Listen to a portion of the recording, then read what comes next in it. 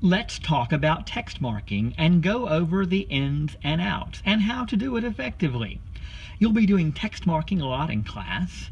We have 5 main categories: keyword or detail,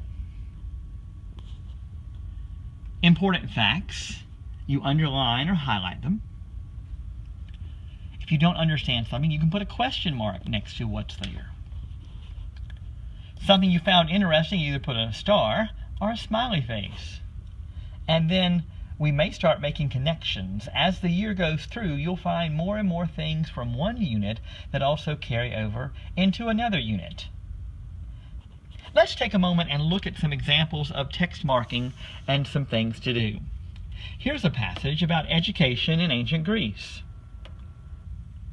Now, for the sake of time, I've already read through this. It tells briefly about the lives of young children in ancient Greece and also about devices that they used.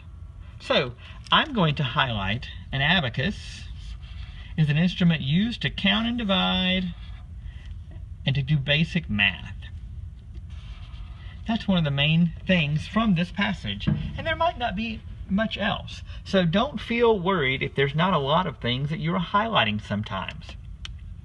Let's look at another article, which happened to be on the back of this article, and it's a primary source in that it quotes Pericles. He was a famous person from ancient Athens. Now, we could highlight the whole paragraph, but that's not really the point of highlighting, because if you highlight it, all of it, then it's not really highlighting, it's just coloring.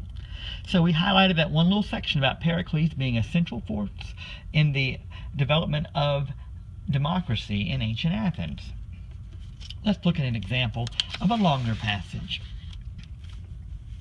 The oligarchy of Sparta was radically different from the type of government that Athenians had, who set up a democracy. Well, we might put that Athenians set up a democracy. Again, we're not highlighting whole sentences. Sometimes you will, but you can just highlight sections. It goes on to talk about 4 main leaders that helped to start democracy in Athens. We're definitely going to want to highlight those people's names. Solon was one of them. Also, there's one called Pisistratus. There's one called Cleisthenes. And there's one called Pericles. So definitely those are some things that we're going to highlight. And we're going to go in and highlight some of the key facts.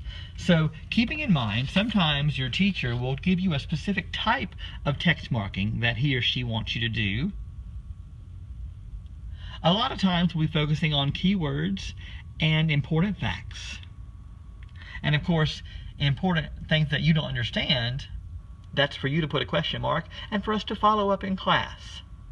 So that's the ins and outs of text marking. I hope this brief video has helped you.